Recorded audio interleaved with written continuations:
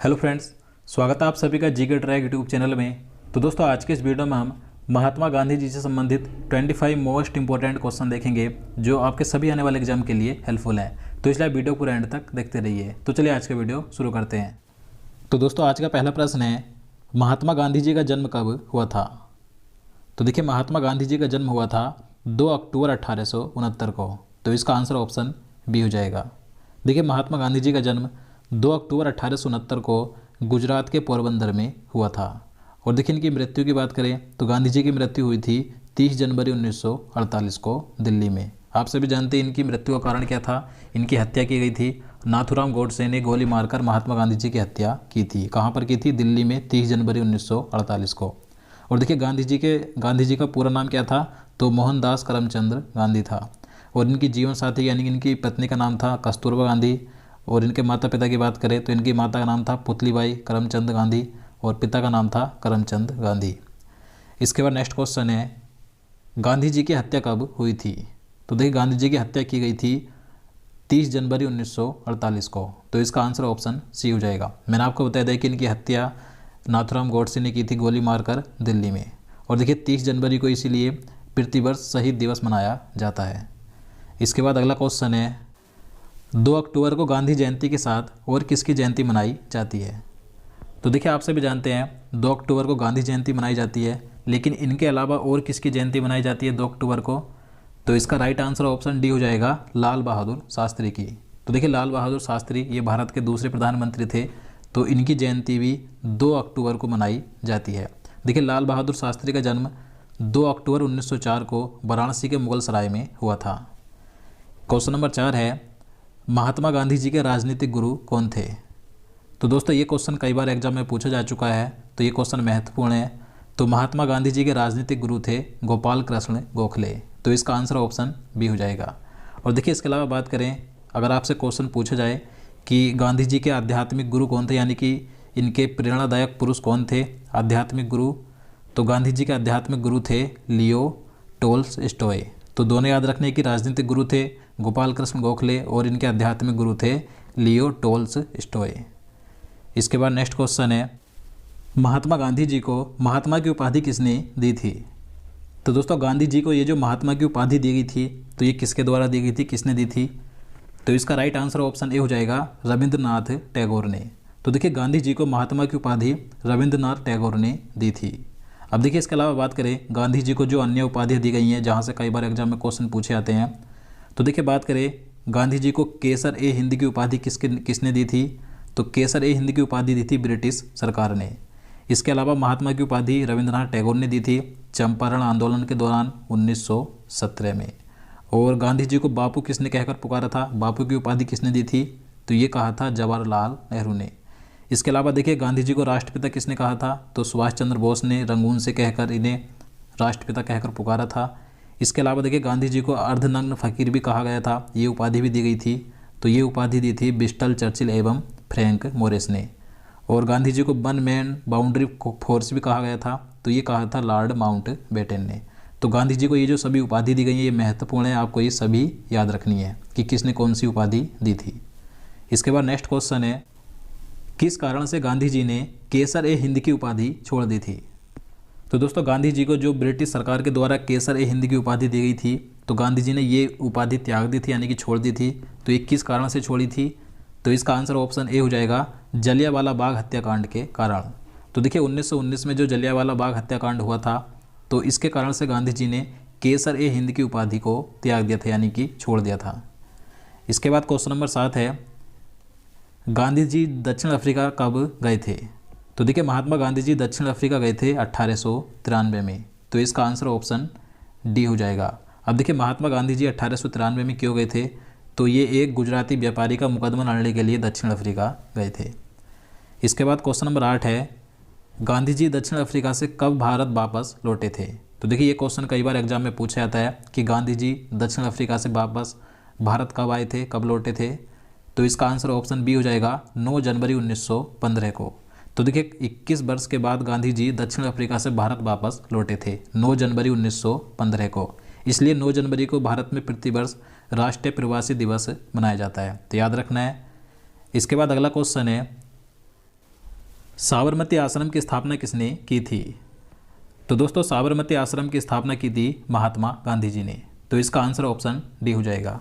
अब देखिए मैं आपको इसके बारे में बता दूं, महात्मा गांधी जी ने सर्वप्रथम सत्याग्रह आश्रम की स्थापना की थी 1915 में अहमदाबाद के कोचरब नामक स्थान पर। तो गांधी जी ने सर्वप्रथम सत्याग्रह आश्रम की स्थापना की 1915 में गुजरात के अहमदाबाद के कोचरब नामक स्थान पर। इसके बाद ये जो सत्याग्रह आश्रम था इसे 1917 में स्थानांतरित किया गया था। इसे स्थानांतरित किया गया था अहमदाबाद के समीप साबरमती नदी के किनारे। तभी से ये जो सत्याग्रह आश्रम था ये साबरमती आश्रम कहलाने लगा। तो साबरमती आश्रम की स्थापना इस प्रकार से हुई थी। पहले ये सत्याग्रह आश्रम था, इसके बाद ये 1917 में साबरमती आश्रम बन गया। इसके बाद नेक्स्ट क्वेश्चन है, सत्याग्रह सभा की स्थापना 1919 में किसने की थी? तो दोस्तों जब 1919 में रोलैक्ट एक्ट कानून आया था तो उस समय सत्याग्रह सभा की स्थापना महात्मा गांधी जी ने की थी। तो इसका आंसर ऑप्शन सी हो जाएगा। इसके बाद क्वेश्चन नंबर 11 है, महात्मा गांधी जी ने पहली बार सत्याग्रह का प्रयोग कब किया था? तो देखिए ये क्वेश्चन कई बार एग्जाम में पूछा जाता है कि गांधी जी ने पहली बार सत्याग्रह का प्रयोग कब किया था। तो ये किया था 1906 में। तो इसका आंसर ऑप्शन ए हो जाएगा। देखिए महात्मा गांधी जी ने सर्वप्रथम सत्याग्रह का प्रयोग दक्षिण अफ्रीका में 1906 में किया था। यहाँ पर इन्होंने अपना सबसे पहला आंदोलन चलाया था।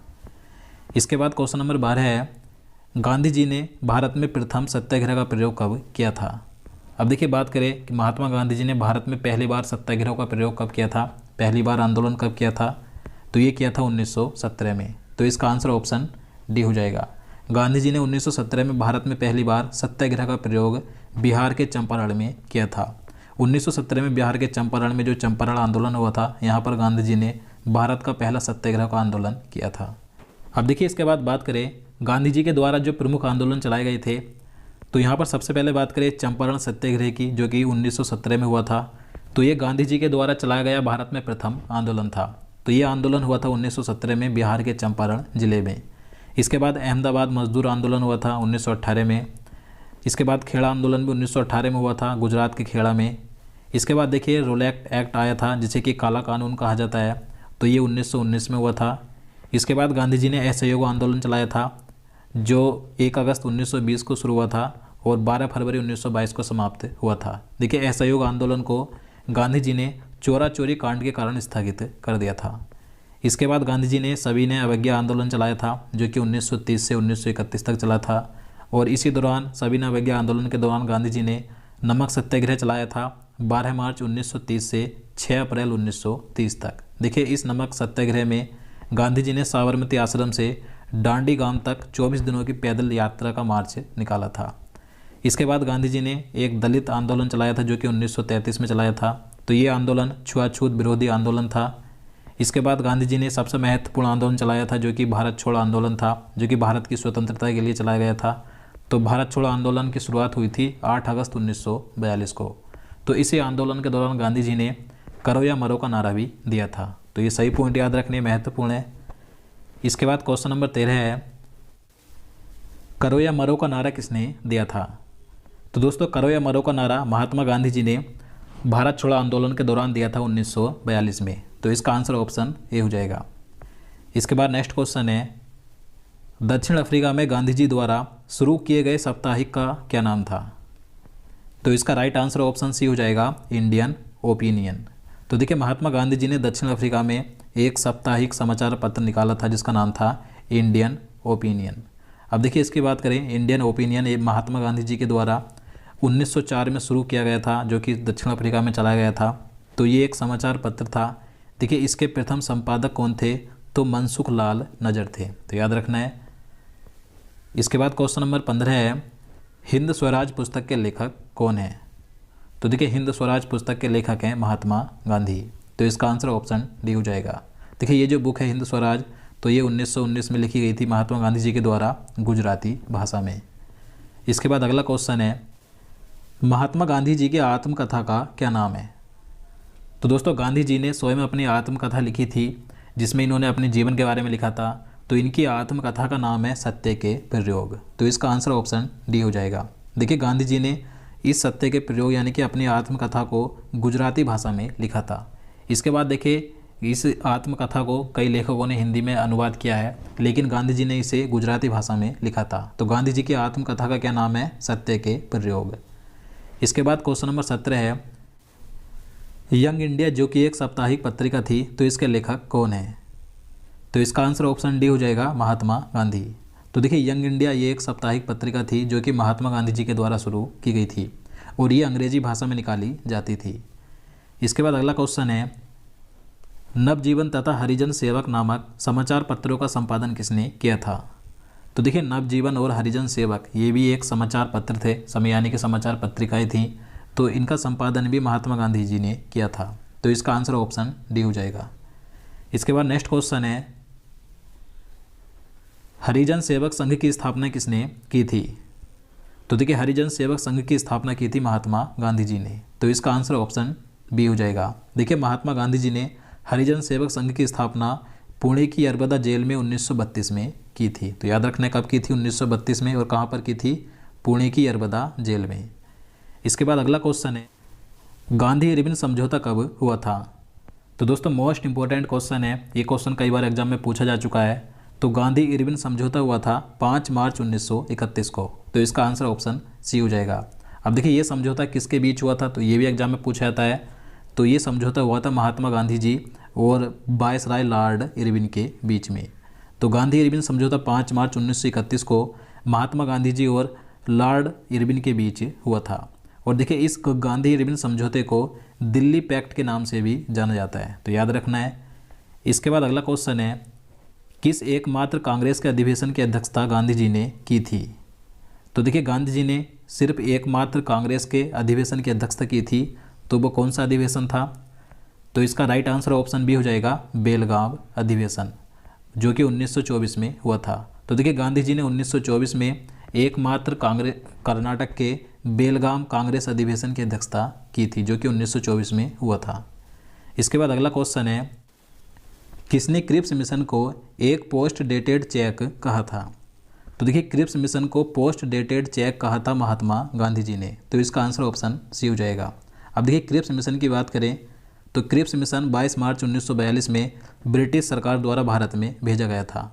देखिए, इसका उद्देश्य द्वितीय विश्व युद्ध के समय अपने लिए भारत का पूर्ण सहयोग प्राप्त करना था। और देखिए, क्रिप्स मिशन के अध्यक्ष कौन थे? तो सर स्टैफोर्ड क्रिप्स थे, तो याद रखना है। इसके बाद अगला क्वेश्चन है, महात्मा गांधी जी का समाधि स्थल क्या कहलाता है? तो दोस्तों, महात्मा गांधी जी के समाधि स्थल को कहा जाता है राजघाट, जो कि दिल्ली में है। तो इसका आंसर ऑप्शन डी हो जाएगा। देखिए, बात करें शांतिवन की, तो शांतिवन ये पंडित जवाहरलाल नेहरू का समाधि स्थल है। शक्ति स्थल ये इंदिरा गांधी का समाधि स्थल है। और विजय घाट ये लाल बहादुर शास्त्री का समाधि स्थल है, तो याद रखना है। तो दोस्तों, आज के लिए इतना ही। अब चलिए आज के क्वेश्चन देख लेते हैं, जिसका आंसर आपको नीचे कमेंट बॉक्स में बताना है। तो आज का प्रश्न है, भारत के दूसरे नए CDS यानी कि चीफ ऑफ डिफेंस स्टाफ कौन बने हैं? तो इसका आंसर आपको नीचे कमेंट बॉक्स में जरूर बताना है। और अगर आप सभी महत्वपूर्ण टॉपिक की वीडियो देखना चाहते हैं तो आपको इस वीडियो को लास्ट में प्लेलिस्ट मिल जाएगी, आप वहां से जाकर देख सकते हैं। तो दोस्तों, उम्मीद करता हूँ आपको वीडियो पसंद आया, और आपको वीडियो अच्छा लगा हो, आपके लिए हेल्पफुल हो, तो प्लीज़ वीडियो को लाइक और शेयर करना, साथ ही चैनल को भी सब्सक्राइब कर लेना। तो चलिए मिलते हैं नेक्स्ट वीडियो में। जय हिंद, जय भारत।